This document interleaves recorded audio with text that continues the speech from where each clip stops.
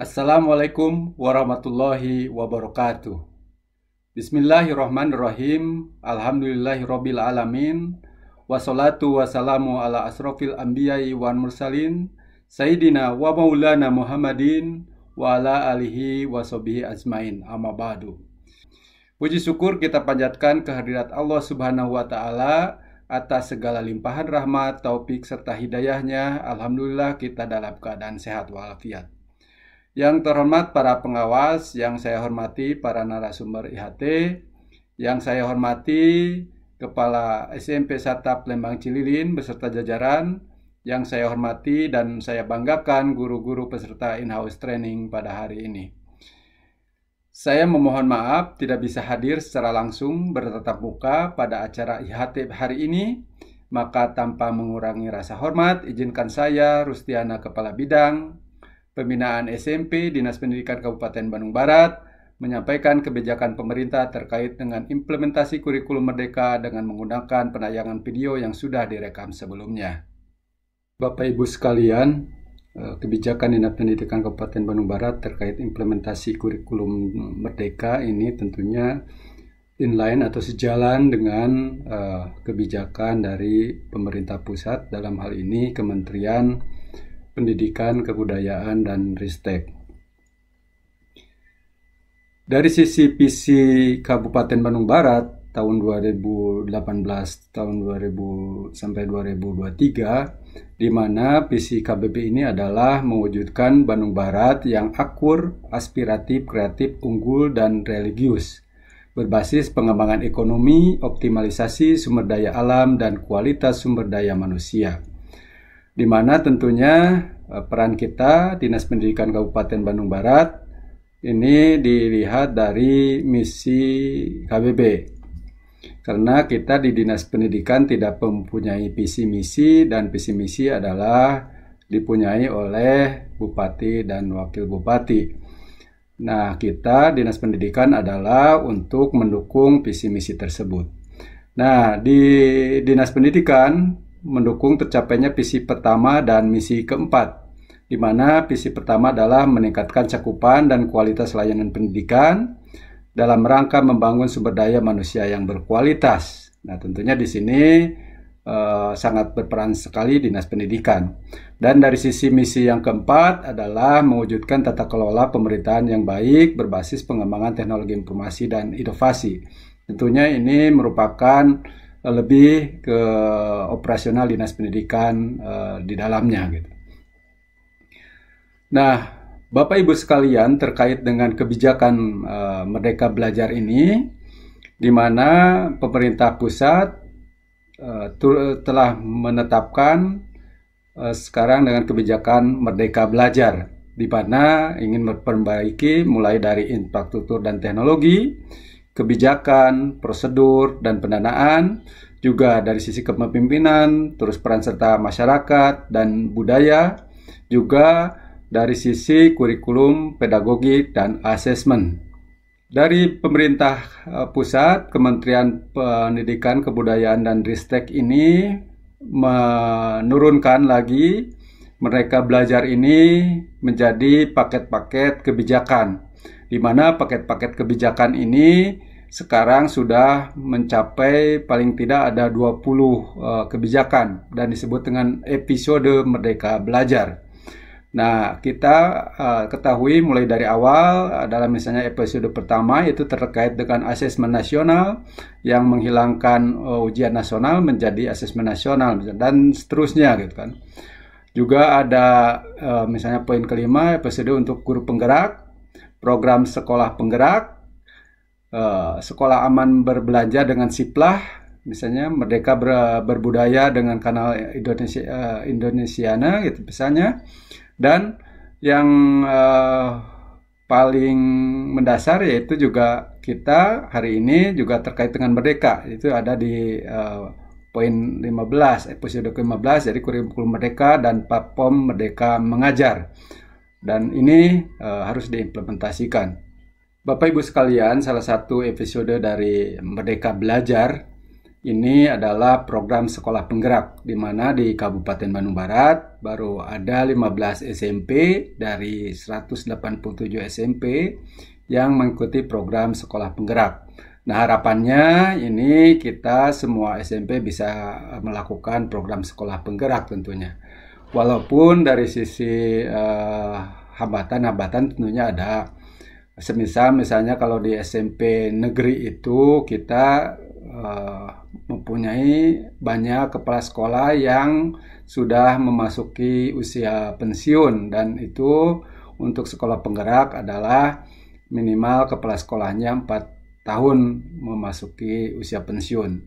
Juga kita juga tidak mempunyai kepala sekolah definitif di SMP negeri. Hampir 20 SMP negeri tidak mempunyai kepala sekolah dan di PLT kan, tentunya ini salah satu hambatannya.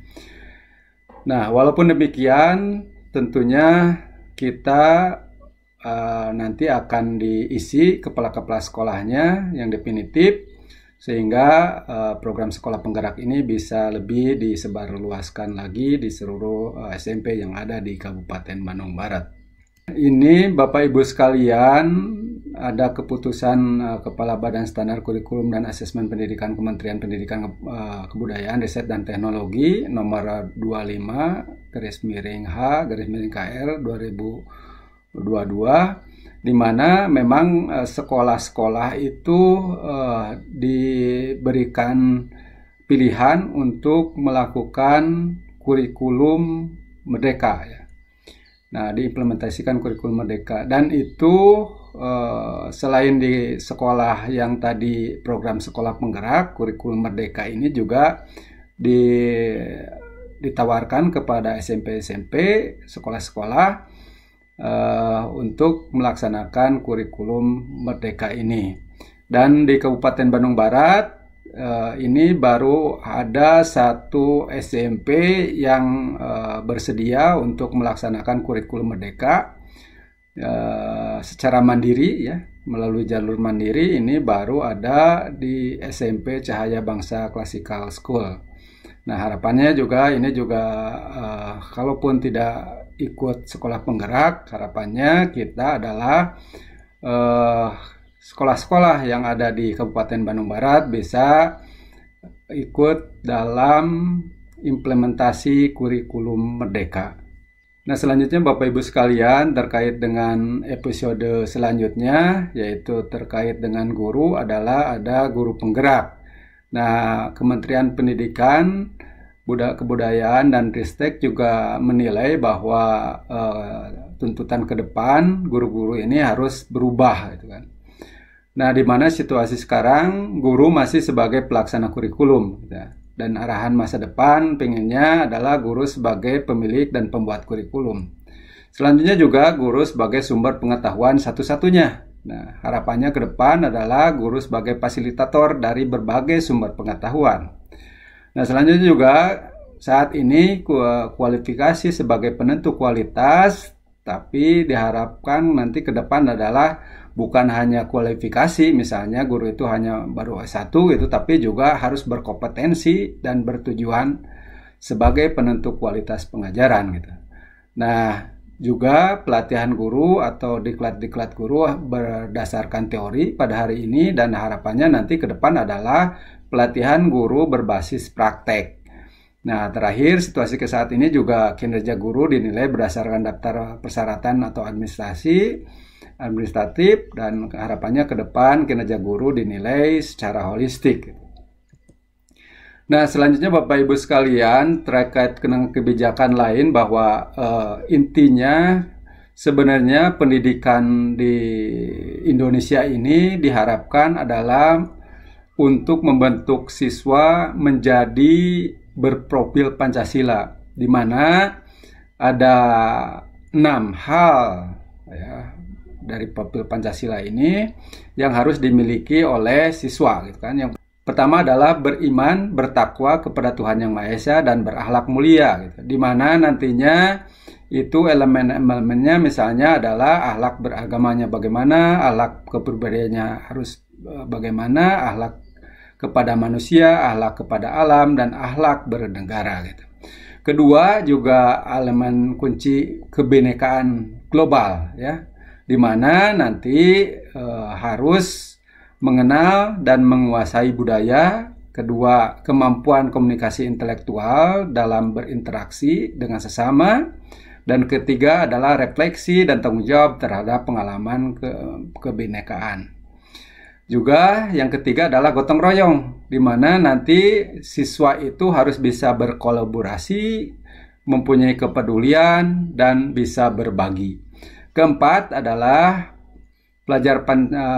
profil pelajar Pancasila ini harus mandiri, di mana elemen kuncinya adalah kesadaran akan diri dan situasi yang dihadapi. Kedua adalah regulasi diri.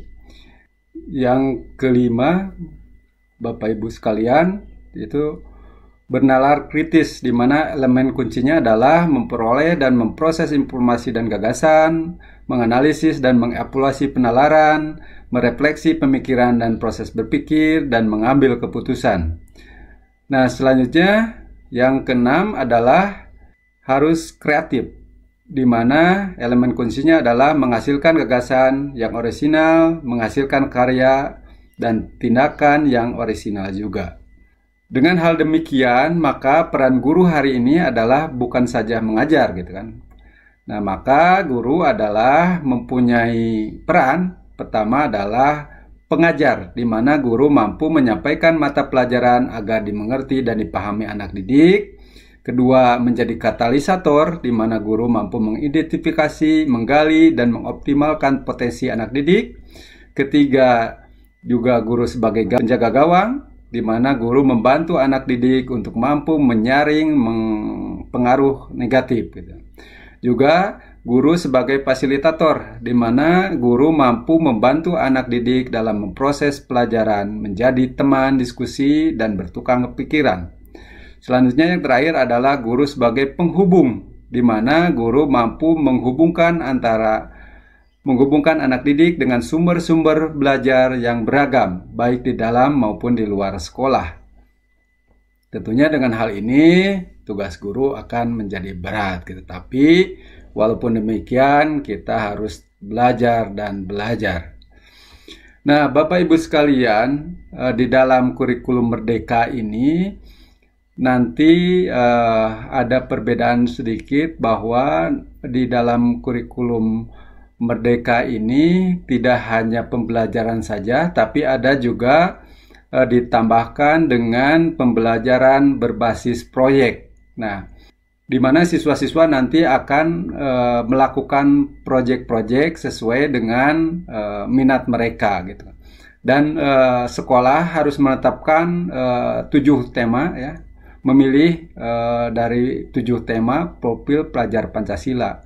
Nanti dari sisi 7 profil ini, misalnya gaya hidup berkelanjutan, ini terkait dengan lingkungan ya, dan bagaimana permasalahan lingkungan ini bisa dipecahkan. Misalnya saya lihat di SMP 2 Ngamprah misalnya, tema ini yang mereka ambil gaya hidup berkelanjutan, di mana mereka ada satu proyeknya yaitu terkait dengan penanggulangan sampah gitu, di mana sampah diolah menjadi hal-hal yang positif gitu, menjadi produk baru. Nah, itu misalnya salah satunya. Nanti siswa-siswa diharapkan bisa membuat proyek di akhir pembelajaran gitu ya.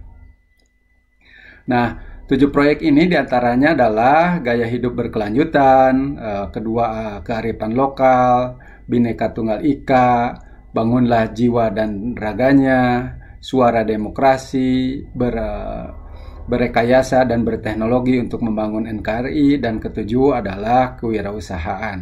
Nah, harapannya nanti siswa ini bisa mengaplikasikan tema-tema ini. Nah, sekolah tidak usah mengambil seluruh tema, tentunya hanya silakan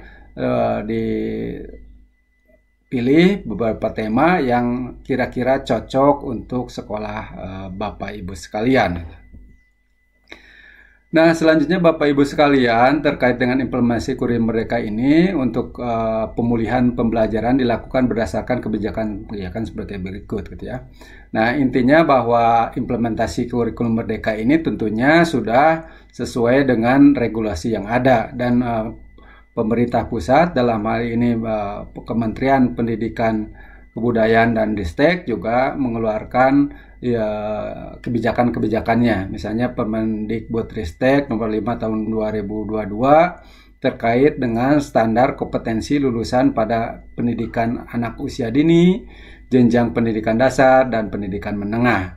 Juga ada Permendikbud nomor 7 tahun 2022 misalnya tentang standar isi dan pendidikan anak usia dini, jenjang pendidikan dasar dan pendidikan menengah. Dan terakhir ini juga ada keputusan Kepala BSKAP nomor 9 garis H garis miring KR tahun 2022. Nah, di mana dimensi elemen dan subelemen profil pelajar Pancasila pada kurikulum Merdeka ini sudah dijelaskan pada peraturan tersebut ya. Bapak Ibu sekalian, memang Kementerian Pendidikan juga membebaskan kepada satuan pendidikan untuk memilih salah satu kurikulum ya.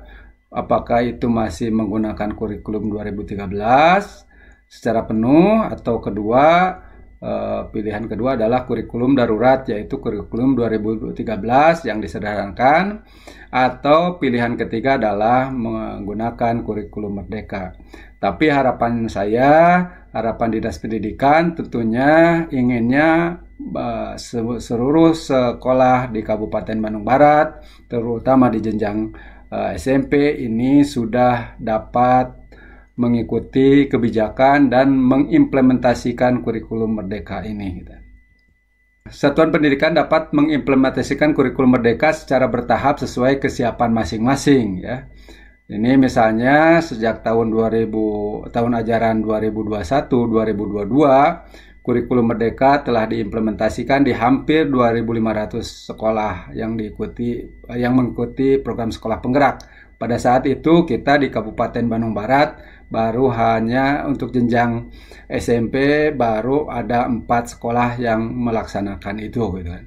Nah, selanjutnya mulai tahun ajaran 2022-2023 Satuan Pendidikan dapat memilih untuk mengimplementasikan kurikulum berdasarkan kesiapan masing-masing gitu.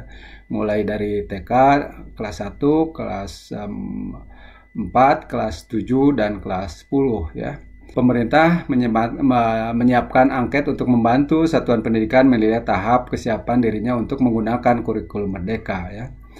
Nah, selanjutnya 3 pilihan yang dapat diputuskan Satuan Pendidikan tentang implementasi kurikulum Merdeka pada tahun ajaran 2022-2023, di mana menerapkan beberapa bagian dari prinsip kurikulum Merdeka tanpa mengganti kurikulum Satuan Pendidikan yang sedang diterapkan. Itu bisa satu.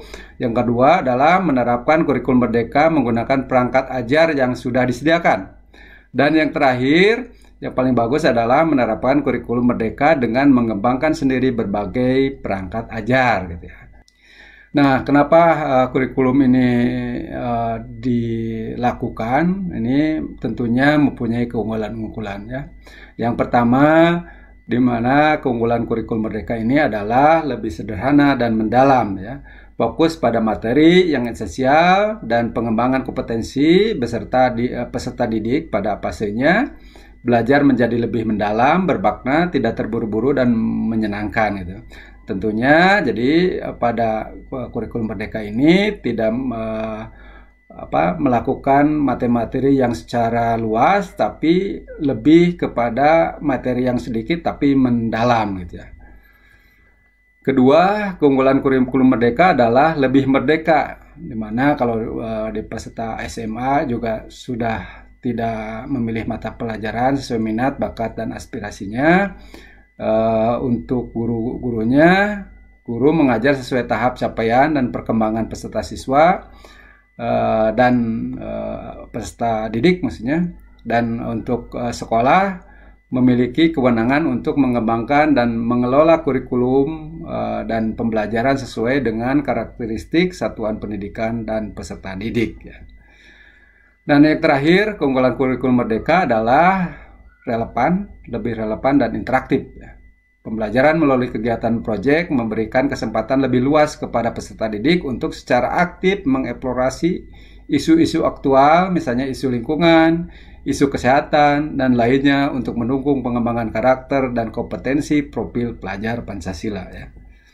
Tentunya untuk mendukung itu, pemerintah pusat juga sudah menyiapkan platform Merdeka Mengajar, ada di mana di platform Merdeka Mengajar ini kita atau guru-guru bisa menggunakannya untuk pertama adalah untuk mengajar tentunya.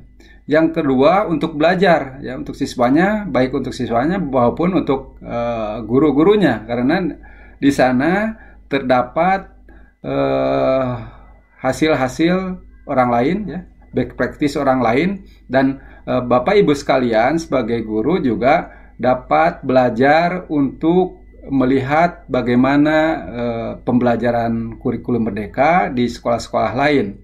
Tentunya Bapak Ibu sekalian bisa ATM, amati, tiru, dan modifikasi. Nah, sehingga nanti Bapak Ibu sekalian bisa membuat karya, membuat produk. Nah, produk tersebut juga dimasukkan ke dalam platform tersebut, sehingga nanti juga karya-karya Bapak Ibu sekalian bisa dilihat oleh orang lain, guru-guru yang lain, dan nanti akan menjadikan sebagai salah satu sumber bagi mereka untuk mengimplementasikan kurikulum Merdeka ini ya. Kurikulum Merdeka diperkenalkan kepada seluruh pemangku kepentingan melalui berbagai media tentunya ya, mulai dari kajian akademis, video kurikulum Merdekanya, sistem informasi kurikulum nasional, dan sebagainya gitu kan. Sehingga intinya bahwa seluruh elemen ya, stakeholder juga harus memahami ini, dan tinggal nanti materi-materi ini juga harus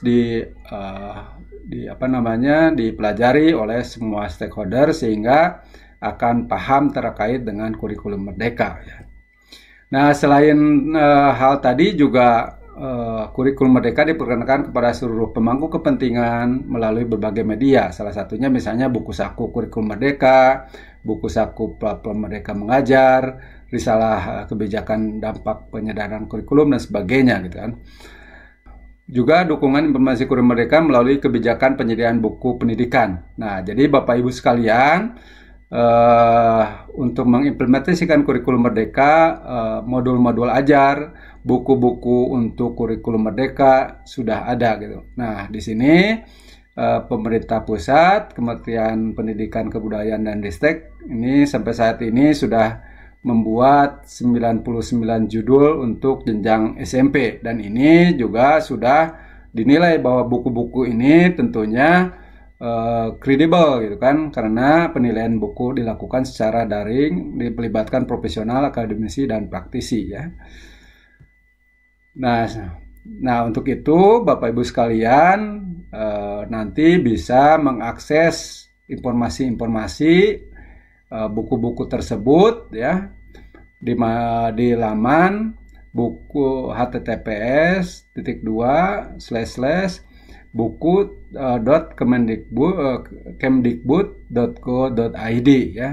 Nah, di sana silakan Bapak Ibu sekalian akses ya, supaya buku-buku ini bisa diimplementasikan di sekolah Bapak Ibu sekalian ya. Nah, kembali lagi seperti tadi bahwa 3 pilihan implementasi kurikulum Merdeka jalur mandiri ini ya, jadi di luar program dari PSP, program sekolah penggerak, tentunya mandiri adalah sekolah mempunyai inisiatif untuk mengimplementasikan kurikulum Merdeka ini ya.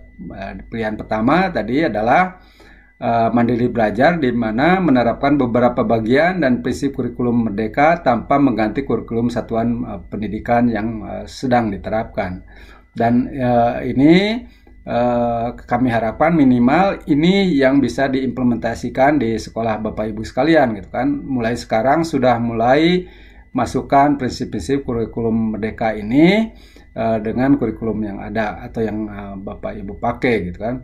Nah, pilihan kedua adalah mandiri berubah ya, di mana penerapan kurikulum Merdeka menggunakan perangkat ajar yang sudah disediakan pada satuan pendidikan PAUD kelas 1, kelas 4, kelas 7, dan kelas 10 yang sudah disediakan oleh Kementerian Pendidikan tentunya.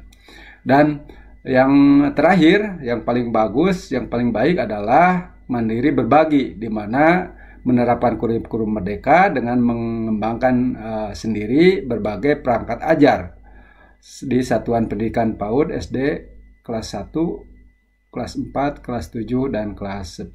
Nah, Bapak Ibu sekalian, beragam informasi diberikan kepada satuan pendidikan yang berminat untuk mempelajari lebih dalam dan menerapkan kurikulum Merdeka ini ya.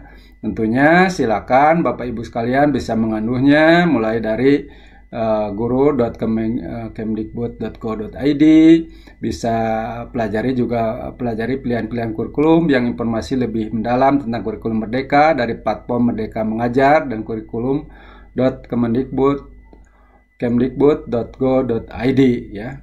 Juga melalui video pengenalan kurikulum Merdeka melalui laman kurikulum.gtk.kemdikbud.go.id ya. Nah, di sini peran kita semua, di mana satuan pendidikan diharapkan sebaiknya mendaftarkan satuan pendidikan untuk menerapkan kurikulum Merdeka pada tautan kurikulum.gtk.kemdikbud.go.id mulai dari tanggal 11 Februari 2022 tentunya untuk pembelajaran tahun ini gitu kan. Dan sekarang sudah ditutup dan seperti kita lihat tadi bahwa di SK kementerian itu hanya ada satu SMP yang sanggup untuk melaksanakan kurikulum Merdeka. Dan harapannya di sekolah ini semester depan atau tahun depan sudah menggunakan kurikulum Merdeka ini ya secara full gitu. Nah, itu Bapak Ibu sekalian. Selanjutnya dari Dinas Pendidikan, tentunya kami dari Dinas Pendidikan mendukung satuan pendidikan yang memutuskan untuk menerapkan kurikulum Merdeka ya. Dan tentunya nanti juga kami, jika ada sekolah-sekolah yang sekarang melakukan atau menerapkan kurikulum Merdeka, juga ini pasti akan kami dukung sepenuhnya. Nah, terakhir juga mitra komunitas atau organisasi pendidikan ini juga berkontribusi dalam pengembangan perangkat ajar pada platform Merdeka Mengajar dengan mengisi tautan ini di sini ya, https://bit.ly ya, /mitra di sini. Jadi kalau misalnya punya aplikasi dan sebagainya juga bisa ditautkan di sana ya. Bapak Ibu sekalian yang saya hormati, itu saja mungkin yang dapat saya sampaikan. Saya simpulkan bahwa Dinas Pendidikan Kabupaten Bandung Barat pada intinya mendukung implementasi kurikulum Merdeka, dan kami mengharapkan seluruh sekolah yang ada di Kabupaten Bandung Barat, dalam hal ini jenjang SMP tentunya, harus dapat melaksanakan atau dapat mengimplementasikan kurikulum Merdeka ini. Sehingga harapannya nanti seluruh siswa-siswi kita yang ada di Kabupaten Bandung Barat mempunyai profil pelajar Pancasila. Selamat mengikuti in-house training, ikuti dengan sesama dan semoga hasilnya dapat diimplementasikan kemudian. Jangan takut terhadap perubahan, karena perubahan adalah keniscayaan. Jadi Bapak Ibu sekalian, dengan perubahan-perubahan ini ikuti saja, adaptasi, dan semua materi-materi tidak hanya didapatkan pada in-house training ini, tentunya dari berbagai sumber. Dan Bapak Ibu sekalian silakan mengambilnya, mencarinya di berbagai sumber. Sehingga wawasan Bapak Ibu sekalian nantinya akan makin meningkat. Demikian yang dapat saya sampaikan. Mohon maaf bila ada kekurangan. Saya tutup dengan wassalamualaikum warahmatullahi wabarakatuh.